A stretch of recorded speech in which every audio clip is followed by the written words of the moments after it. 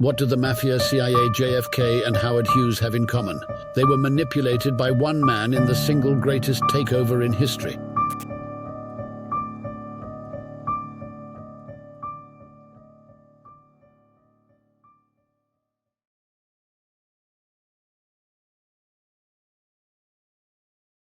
Welcome, seekers of the truth, to another episode of The Outer Realm.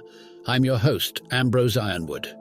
Today we delve into a conspiracy as vast as it is mysterious, the Kennedy assassination and the enigmatic Gemstone File. Let me play Mad Hatter to your Alice as we dive down this rabbit hole. Stephanie Karuna, an associate of the late May Brussel, stands as the author of The Skeleton Key, a synopsis drawn from the exhaustive notes of a man named Bruce Roberts. These notes were provided by Brussel, who claimed to have met Roberts before his sudden disappearance. Roberts, an American, penned the Gemstone File over several years, releasing parts of it to certain individuals from 1969. This extensive manuscript, a testament to one man's obsession, totals well over 1,000 handwritten pages. The narrative woven by Roberts dates back to 1932, painting a picture of illicit agreements and clandestine machinations involving notorious figures. Aristotle Onassis, Joseph Kennedy, Eugene Meyer Lansky, the Roosevelts and the Rockefellers, amongst others. By the 1940s, media control came into play as Eugene Meyer bought the Washington Post and other influential figures purchased various news outlets, ensuring news censorship of all major media. World War II proved a goldmine for these power players, Onassis notably walking away without a single loss. In the 50s, the Texas millionaire Howard Hughes appeared on the stage, buying political influence with an eye for personal gain. And Onassis made a bold move, kidnapping Hughes and effectively commandeering his empire. By 1957, Onassis had consolidated his power and started to use Hughes's tactics, buying American political power to control the US government. The Mafia played its role in his grand scheme, and Onassis even offered John F. Kennedy the presidency. In 1958, a wave of Mafia-backed candidates swept into office, further cementing the dark alliance between political power and organized crime. The year 1959, Castro takes over Cuba, obliterating the profitable Mafia gambling empire under Onassis's control. The frustration of the Greek tycoon boils over. Vice President Nixon becomes the spearhead for the CIA-planned Bay of Pigs invasion, a scheme destined for disaster. Meanwhile, in the political battlefield between Kennedy and Nixon, Onassis is the puppeteer pulling strings, ensuring his victory regardless of the election's outcome. As the era of JFK begins in 1960, the Gemstone File uncovers a dangerous game of power and deceit.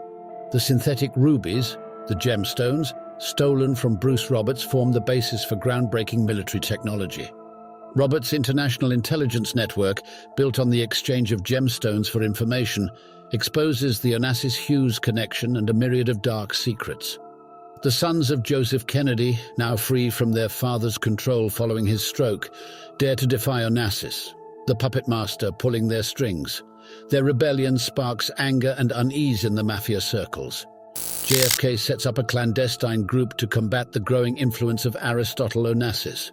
Attempts to assassinate Fidel Castro, meticulously planned by the Mafia, get foiled one after another. Castro, the thorn in Onassis's side, remains unscathed, much to the Mafia's chagrin. Then, as 1963 rolls in, a chilling plan takes shape. JFK is marked for death.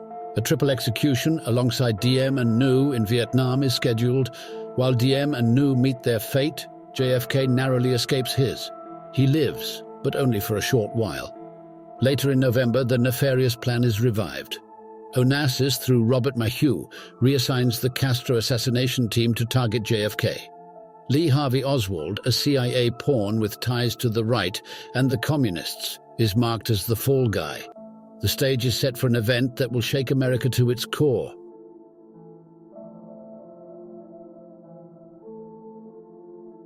JFK's assassination, 4 shooters, multiple vantage points, and a well-coordinated plan. Dealey Plaza reverberates with the sounds of gunshots. The nation is left in shock, its leader slain, and the dark machinations of power and deceit continue to thrive in the shadows. And so the pawns and kings on the chessboard of this grand conspiracy played their part to the T. Eugene Brading, one of our shooters, missing Kennedy and hitting a curb instead, is approached by Deputy Sheriff Roger Craig. Brading, assumed to be Secret Service, exhibits a curious disinterest. Oswald's task, however, was carried out almost perfectly, but his trust in his backup man proved to be his downfall. Men who played crucial roles that day were erased from existence, or so the powers that be wished it to be. Officer Tippett, dispatched to the very area Oswald had taken refuge. The circumstances of their meeting, the subsequent murder, all shrouded in murky waters. The subsequent events meticulously orchestrated. The plot, however, had an alternate ending.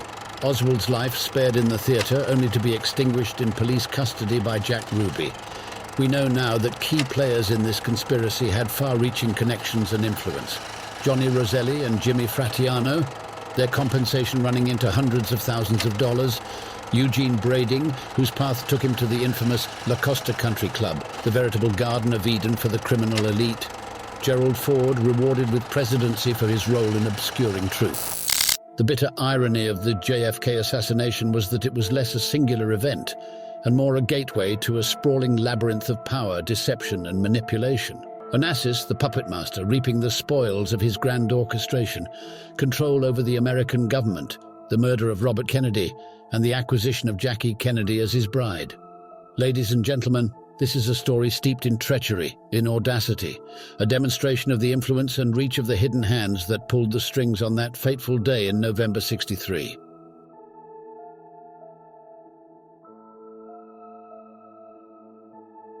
In July of 1969, a trusted aide of JFK, Mary Jo Kopechne, stumbled onto a dark truth, a secret buried deep within the bowels of political history. The idealistic American Catholic was disillusioned, appalled by the blood-stained foundation of what she believed to be the glorious Camelot. At midnight last Friday, Senator Edward M. Kennedy drove a car off a narrow bridge and into a pond on Martha's Vineyard, Massachusetts. A young woman in the car with him was drowned. Kennedy survived but failed to report the accident until 10 hours later. Today, police moved to prosecute the senator on a charge of leaving the scene of an accident after causing bodily harm. Fear turned into tragedy, and Mary Jo was consumed by the abyss she sought to expose. Chappaquiddick Island, the haunting backdrop to a story of panic betrayal and a desperate rush to conceal a truth too damning to reveal. A crime disguised as a tragic accident, a cover-up that required the collusion of power far and wide.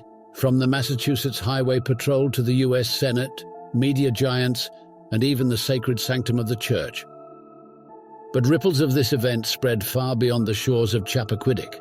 Joan Tunney, witness to her brother's incriminating phone call on that fateful night, sought refuge in Norway, only to find herself ensnared in a harrowing ordeal, a pawn in a merciless game of mafia power play. Even as these events unfurled in a terrifying cascade, gemstones continued to infiltrate the corridors of power. In 1969, Roberts presented Nixon with a gemstone, an offer, a proposition, the presidency for the extermination of the mafia. But Nixon, a player in this dangerous game, refused the bargain, biding his time, keeping his secrets close. And the echoes of Chappaquiddick Island rang out again on May 4th, 1970, when Charlotte Ford Niarchos made a distressing phone call to her ex-husband Stavros, unwittingly signing the death warrant of Eugenia Livanos Niarchos. An alleged overdose claimed her life, but the marks of violence told a different story, a story silenced by the great powers of the world.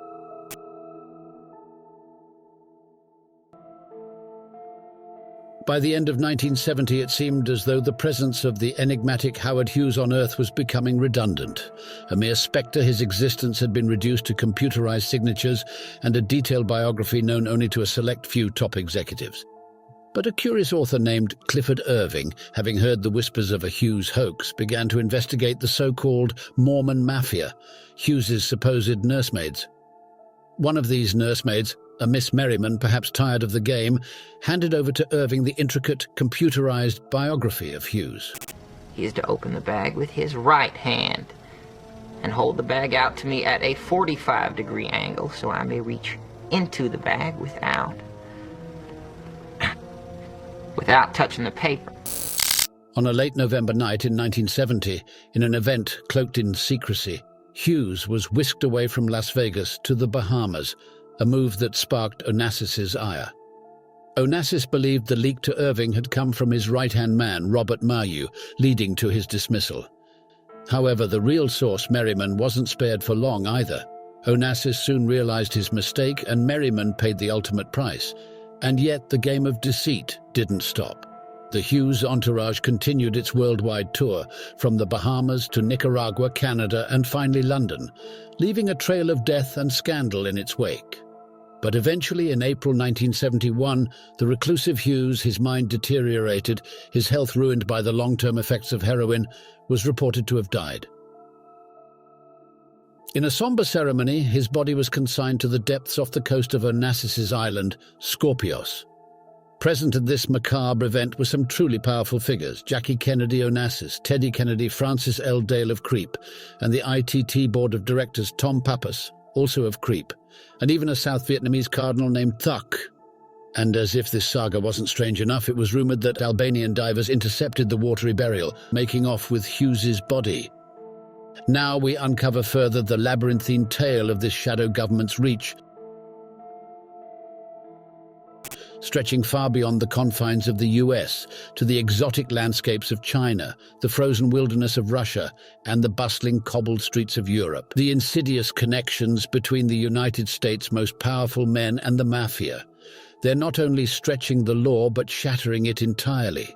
Nixon's recognition of China, the USSR's favorable deals with the US, all a byproduct of threats whispered in hushed tones: Hughes, JFK, RFK, MLK, Mary Jo Kopechnik. But what of those who dare to challenge the system? Who dares to throw these treasonous rogues out of the sanctum of power they've claimed for themselves? And what about the puppet masters themselves? The shadowy figures pulling the strings from the top. Ford, Rockefeller, Kissinger.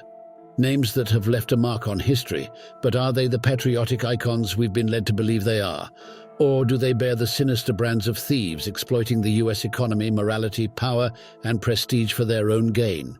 The tale gets murkier as we turn our gaze overseas. Money from America, siphoned off for profitable arms contracts, disappearing into the war effort, finding its way into the Swiss bank accounts of dictators.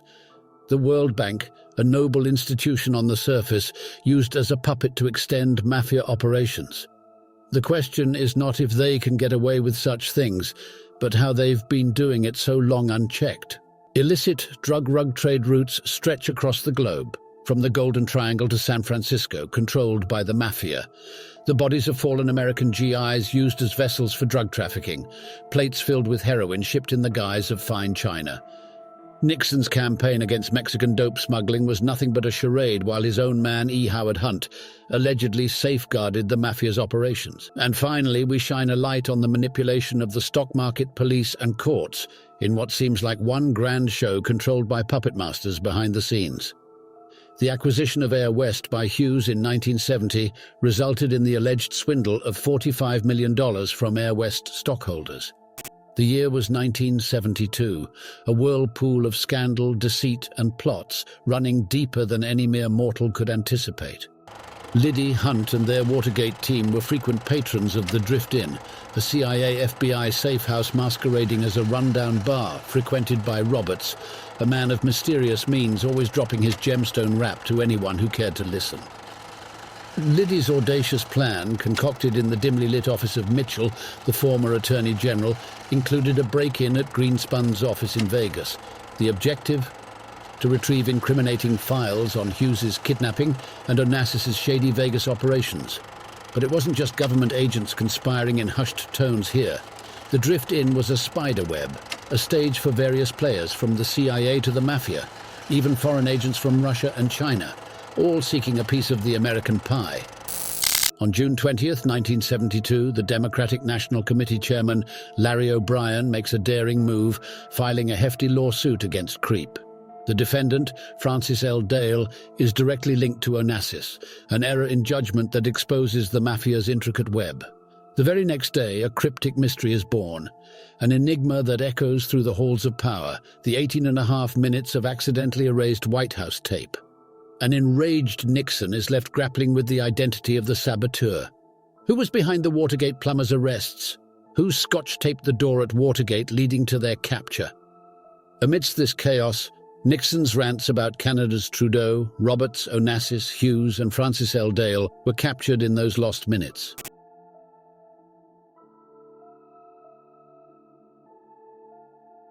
Lyndon Johnson, who has reported that the 36th President of the United States died this afternoon in an ambulance plane on the way to San Antonio, where he was taken after being stricken at his ranch, the LBJ Ranch in Johnson City, Texas. The bodies begin to drop. Lyndon Johnson succumbs to a suspiciously convenient heart attack, his final words ominously alluding to a grand conspiracy. Alexander Onassis, victim of a fatal plane crash orchestrated with chilling precision. Eugene Wyman, California's Democratic Party chairman, also falls to the omnipresent spectre of a heart attack. L. Wayne Rector, the double for Hughes, meets his end in London. Their deaths symbolize a seismic blow to the once impervious mafia economy. As we journey back to March 1973, we find a deeply troubled John Dean, his words to Nixon echoing ominously. There is a cancer growing on the presidency. A few days later, Nixon claims to have received new evidence on the Watergate affair, provided by none other than Maurice Lipset. Catherine Meyer Graham, known by her moniker Deep Throat, has been feeding information to Woodward and Bernstein at the Washington Post, further igniting the scandal's flames. May 10, 1973. The Watergate hearings commence. Francis L. Dale's name surfaces as the chairman of CREEP, only to vanish into the ether, never to be spoken of again throughout the trial. July 9, 1973. A grim date marked by the murder of Al Strom. Known to Roberts for his drift-in bar, an open lecture forum, Strom fell to an untimely death after being found out recording conversations for his boss, Catherine Graham. Fast forward to August 1973. A plot to dismantle Chile takes root, orchestrated by the ominous Group of 40. With an injection of $8 million and the sinister machinations of Rockefeller and Kissinger, the nation crumbles. Their nationalized ITT is seized, and the country plunges into record-breaking inflation, a tribute to the conquerors, reminiscent of the bygone days of the Holy Roman Empire. As 1974 dawns, we witness Joe Aliotto granting the Sunol golf course lease to the mafia and setting the stage for more nefarious deeds. The Dallas murder squad is primed for action. January 26, 1974, a day marked by judicial corruption. The Hughes extradition trial in Reno is abruptly cancelled by a mafia-controlled judge, swayed by a blatantly forged signature. Maheu claims victory in his lawsuit against Hughes, effectively securing his blackmail payoff, while laying bare Hughes's insidious game plan to buy control of the United States through the strategic purchase of politicians. In February 1974, Patty Hearst, daughter of William Randolph Hearst, was reportedly kidnapped by Lipset's SLA in an elaborate ruse of a terrorist action. The same month, a ruthless act of violence occurred. Martin Luther King's mother, Alberta Williams King, was murdered by a self-declared Israelite, a black student who acted alone but was reportedly guided by unknown hands. This web of conspiracy further ensnares us as we move on to August of 1974. Our trusted leader, President Nixon, and his successor, Ford, signed a clandestine agreement. Ford was handed the reins of power, and in return, Nixon received immunity, the permission to destroy his incriminating tapes and files, and even the license to murder to keep the secrets buried. And just like that, overnight, Nixon resigned and Ford ascended to power. But the web of intrigue doesn't end there. December 1974, Brezhnev, the Soviet leader, falls mysteriously ill. Our sources point towards a new US secret weapon, a tiny metallic speck that brought down the mighty Russian bear, clogging his lymph system and incapacitating him just when a meeting with Egypt's Sadat was imminent. By March 1975, Onassis, the great puppeteer, is dead, leaving a power vacuum in his wake. Prince Faisal, witnessing the chaotic shift of power, could take no more. He ends his uncle, King Faisal's life, shattering the peace of 600 million Muslims worldwide. Meanwhile, the war-torn nation of South Vietnam is abandoned by Thieu. Loaded with gold bullion, his escape plane so heavy it had to discard some of its precious cargo mid-flight. And then there's Roberts, who in the same month fell victim to the so-called Brezhnev flu, a lump appearing over his heart. Was it a mere coincidence, or was there more to it? As Onassis's world crumbled, so did Cambodia. Premier Lon Nol escaped to Hawaiian exile, leaving his country in disarray. In a fit of spite, the CIA revealed their noble and self-sacrificing efforts to recover drowned Russian sailors from their sunken nuclear submarine. But this act of bravado only served to rile up the Russians more. Ford, Kissinger, and Rockefeller sit comfortably on the crumbling nation. Ford plans to create a propaganda film version of his book, Portrait of an Assassin, hoping to pacify the restless public with the lie that Oswald was JFK's lone assassin. But we know better, don't we, dear viewers? The real assassin has yet to be unveiled. Join us in our next chapter as we untangle more threads from this intricate web of deception.